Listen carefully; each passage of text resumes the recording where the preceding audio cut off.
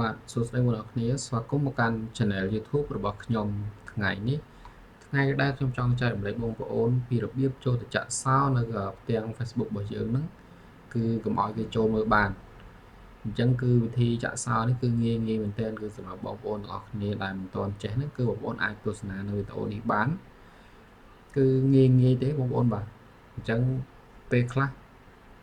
អ្នក hack ក៏គេ hack បានដែរព្រោះយើងចាក់សោនៅទាំង profile Facebook របស់យើងហ្នឹងតែកាលណាយើងចាក់សោទៅគឺគេមិនអាចចូលបានទេទោះបីតែគេចូលមើលក្នុង profile របស់យើងក៏គេអាចអត់អាចចូលមើលបានដែរឥ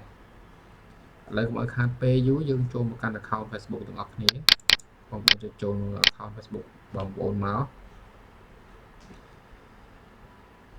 និយាយទៅគឺធ្វើឲ្យ channel របស់យើងហ្នឹងគឺមានសុវត្ថិភាពបងប្អូនបាទអញ្ចឹងគឺការពារនៅការ hack ផ្សេងសម្រាប់ពីជនខលខូចដែលចង់hack នៅ account Facebook ណាមួយដែលគេចង់ hack ហ្នឹងបើសិនជាយើងចាក់សោលើផ្ទាំង Facebook របស់យើងទៅគឺគេមិនអាចចូល hack ឬគេមិនអាចចូលមើលព័ត៌មាននៅក្នុង profile របស់យើងបានទេអញ្ចឹងឥឡូវកុំឲ្យខាតពេលយូរយើងចូលទៅកាន់កន្លែង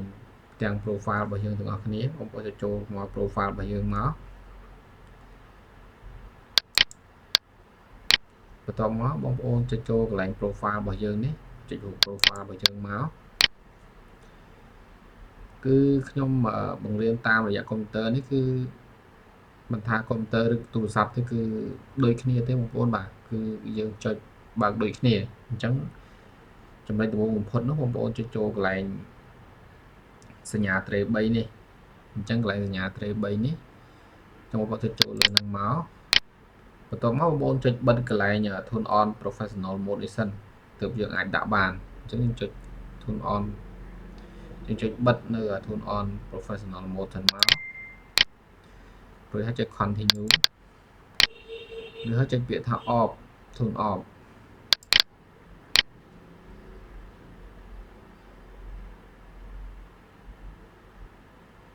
អញ្ចឹងគឺយើងចុចបិទទៅគឺទៅជា Facebook ធម្មតាវិញអញ្ចឹងទៅជា Facebook account ធម្មតាវិញអញ្ចឹង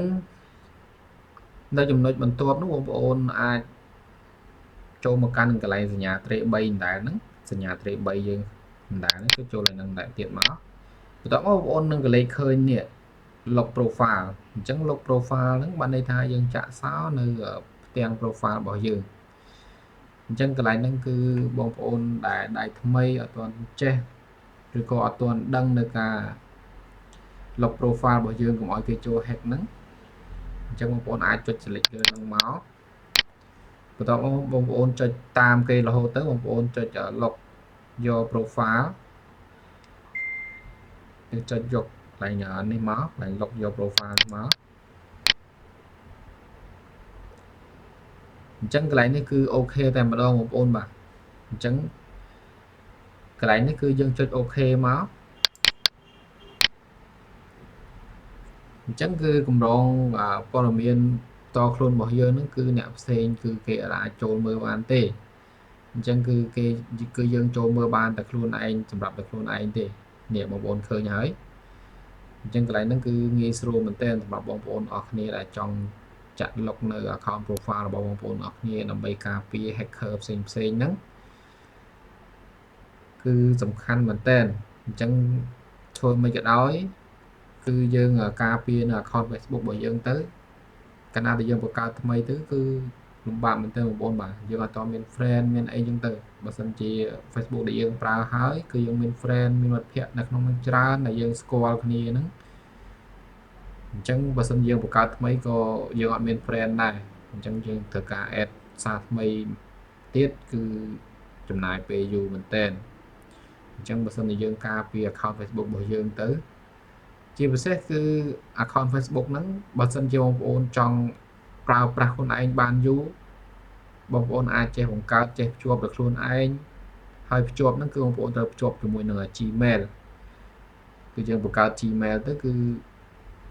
យើងអាចនឹងបង្កើត Facebook ទៅយើងដាក់ជាមួយនឹង Gmail ផងជាមួយនឹងលេខទូរស័ព្ទរបស់យើងផងអញ្ចឹងពេលណាមួយដែលយើងភ្លេច password ភ្លេចអីទៅ អញ្ចឹងគឺយើងអាចបដូរ password បានដោយខ្លួនឯងតែម្ដងអញ្ចឹងនៅវីដេអូក្រោយខ្ញុំនឹងបង្ហាញបងប្អូនពីការប្រើប្រាស់ Facebook ទៅភ្ជាប់ផ្សេងឬក៏បដូរ password បដូរអីចឹងទៅអញ្ចឹងនៅមានវគ្គបន្តទៀតបើសិនជាបងប្អូនពេញចិត្តនៅការធ្វើបទបង្ហាញរបស់ខ្ញុំអញ្ចឹងបងប្អូនអាចចុច Subscribe ឲ្យម្នាក់ផងហើយបើសិនជាបងប្អូនអាចចង់ទស្សនានៅវីដេអូធ្វើបទបង្ហាញរបស់ខ្ញុំនោះបងប្អូនអាចចូលទៅកាន់ YouTube បងប្អូនអាចវាយ VNKTCH បន្ទាប់មកបងប្អូនVNK ដក clear TCH ទៅបងប្អូន search នៅក្នុង YouTube ឬនៅក្នុង Facebook ឬនៅក្នុង TikTok ទៅគឺឈ្មោះដូចគ្នាបងប្អូនបាទហើយមកខ្ញុំវាយបង្ហាញបងប្អូននេះបងប្អូនបាទនេះបងប្អូនគ្រាន់តែវាយនេះ VNK ដក clear មក TCH ទៅមិនថា YouTube មិនថា Facebook ឬក៏ TikTok ទេអញ្ចឹងបងប្អូនអាចបើសិនជាបងប្អូនពេញចិត្តនៅការធ្វើបទបង្ហាញរបស់ខ្ញុំបងប្អូនអាចចុចតាមដានម្នាក់មួយផងដើម្បីជាកន្លឹះឬក៏ចែករំលែកនៅផ្សេងនៅការភ្ជាប់ផ្សេងទៀតជាច្រើនអញ្ចឹងនៅមានការភ្ជាប់បន្តគ្នាជាច្រើនទៀតអញ្ចឹងបើសិនជាបងប្អូនពេញចិត្តកុំភ្លេចបងប្អូនចុច Subscribe ឬក៏ Follow Subscribe នៅ account Facebook account Facebook page របស់ខ្ញុំហ្នឹងជាមួយនឹង account TikTok ឬក៏ channel YouTube របស់ខ្ញុំអញ្ចឹងបងប្អូនគ្រាន់តែវាយឈ្មោះនេះទៅ VNK.clear TCH ទៅគឺនឹងចេញមកតែម្ដងអញ្ចឹងគឺហ្នឹងហើយខ្ញុំមានតែប៉ុណ្្នឹងទេអរគុណសម្រាប់ការទស្សនាវីដេអូរបស់ខ្ញុំបើសិនជាបងប្អូនពេញចិត្តកុំភ្លេចចុច Subscribe ឲ្យម្នាក់មួយផងជួបគ្នានៅវីដេអូក្រោយបាយបាយ Let's go